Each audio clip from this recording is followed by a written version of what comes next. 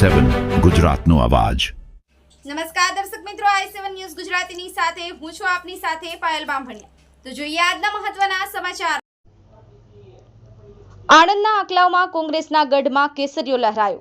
આંકલાવમાં કાર્યકરોની મહેનત રંગ લાવી। આંકલાવ પાલિકા અસ્તિત્વમાં આવ્યા બાદ પ્રથમ વખત ભાજપની સત્તા સ્થાપાઈ।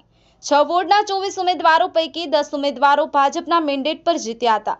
14 અપક્ષ ઉમેદવારોની પણ જનતાએ કરી હતી પસંદગી। 14માંથી 6 અપક્ષ કાઉન્સિલરોએ કેસરીઓ કર્યો ધારણ। 16ની બોડી બનતા ભાજપની આંકલાવ પાલિકામાં બહુમતી। આજે આંકલાવ પાલિકાના પ્રમુખ ઉપપ્રમુખની યોજાઈ ચૂંટણી। અપક્ષ મહિલા કાઉન્સિલર દ્વારા પણ નોંધાવી હતી ઉમેદવારી।